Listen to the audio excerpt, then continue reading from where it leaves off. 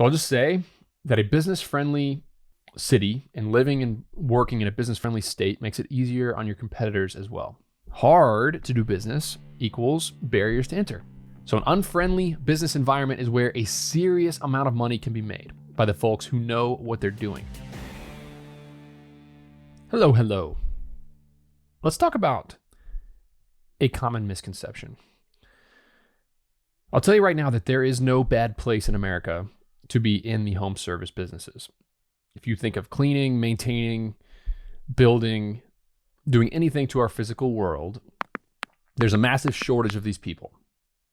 There's no bad place to be an electrician. There's no bad place to be a plumber. There's no bad place to be a carpenter, a sidewalk cleaner, a grass cutter, a car detailer. You name it. You name the place in America, and I'll tell you right now that there's no bad place. But you hear a lot of rhetoric, and one of my really good friends, Jason Richards, posted a tweet. And I'm going to challenge it just for the sake of challenging it because I have experienced this firsthand. My company does business. We have a self-storage management company. We have 50 self-storage facilities.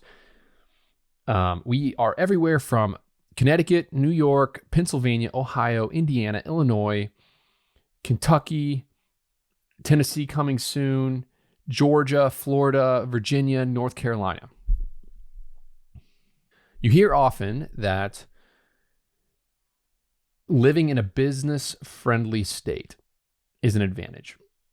Living in a place that has low regulation, a lot of labor available, a very open government to businesses. They're pro-development. They're not going to make you jump through a bunch of hoops to start a company. That it's easier to do business. And so people say choose your location accordingly. Choose the place that you live and the place that you decide to do business accordingly to where it is easy to do business. And I'm going to challenge that right now because there's no better place to make money than a hard to do business place. The opportunities are in the high friction areas. I'll tell you that right now. And I have several things to say about this. When you look at why tech startups get so much talent, it's because that's where the money flows. That's what people are excited about.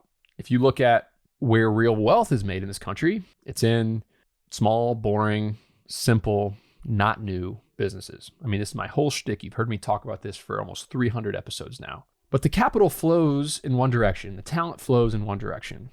Everybody tries to go to the easiest location. Every entrepreneur is lazy. Every entrepreneur wants the best opportunity. Every entrepreneur is trying to make a decision on what business they're going to start, where they're going to operate.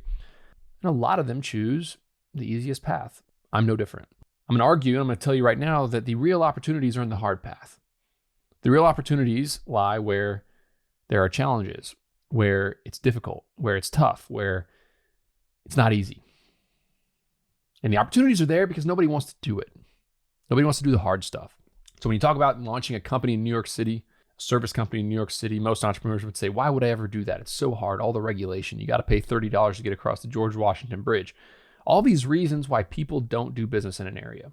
Those are the same reasons why, in my opinion, it's a pretty good opportunity. When all the entrepreneurs look one direction, when everybody looks one way, when everybody thinks about something the same way, I like to look the other way. So I'll tell you right now that it is way harder to hire a contractor to do something at one of our storage facilities in Ithaca, New York, than it is in Asheville, North Carolina, or rural Georgia. A business-friendly government makes it very friendly and business-friendly for your competitors. It attracts entrepreneurs. It makes business flow easier. I'll tell you right now that the government can be your biggest moat. And this is going to sound really radical, and I don't know that I fully agree with this, but it's a very good point that's very worth you considering and thinking about. And I'll tell you right now that high cost of living cities, the second part of what I'm going to tell you, can be an even better opportunity. All the business flows one direction. You can find opportunities in the other areas. It's a lot harder for us to find staff and get work done in not business-friendly states. New York is a lot harder to find a snowplow guy and a pest control company than it is to find a pest control company and a gravel company in Georgia. There are more companies available. So as the people move south, as people go to the Sun Belt, as the Sun Belt areas have more immigration and cheaper housing and more affordable workers, it gets easier to do business. And that can be a tremendous opportunity for you.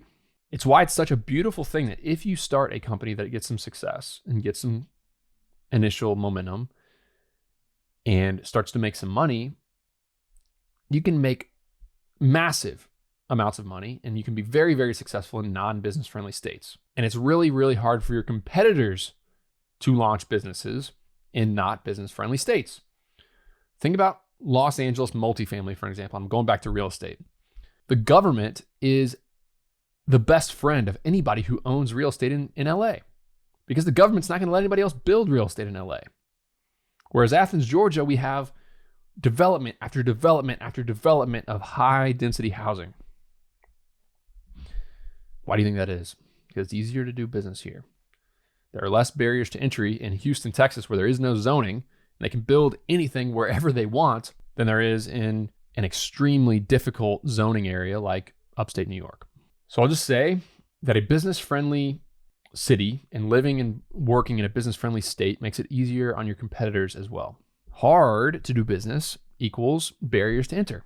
So an unfriendly business environment is where a serious amount of money can be made by the folks who know what they're doing. It's the typical story of the rich getting richer because they know how to cut through the red tape. They know how to do business. Building something, doing something in New York City is virtually impossible. Whereas in about 3 weeks, I could get a building permit in Athens, Georgia to build something. It's the truth. And another thing is the labor market. Everybody says, I don't want to do business in a high cost of living city because the labor market is so difficult. It's really hard to find labor. It's hard for everybody to find labor. And when it's hard for everybody to find labor, only the best really thrive. And there's a shortage of these laborers and you can charge whatever you want. So while Athens, Georgia, I pay $100 for 3 immigrants to show up to my house and clean my entire house. $100. They're here for an hour and a half, 3 of them. That same service in upstate New York is $400. I call around pressure washing companies. They can book me the next day here in Athens, Georgia, a growing town that all the investment dollars are flowing. They can book it the next day. 5 self-storage facilities in Metro Athens, Georgia got approved for development in the last 2 years. It is virtually impossible to get a self-storage development approved in Ithaca, New York. So these dying towns, these areas where it's really hard to do business, this can create a moat around your company and you can do really, really well. Our lawn care company in upstate New York and in Erie, Pennsylvania, they charge us out the nose for the work that they do. Whereas in Ellijay, Georgia, and Milledgeville, Georgia, and Trenton, Georgia, there are 20 guys running around with trucks and there's a lot of Latino immigrants and you can find these services a lot cheaper and a lot better and a lot easier. So if I were starting a home service company, I would rush right to the highest cost of living area in America. I would do the work to cut that red tape.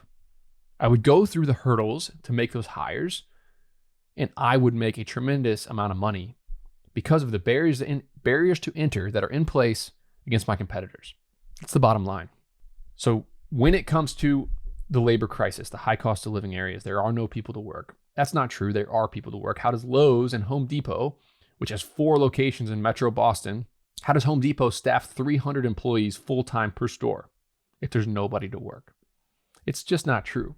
There are people to work.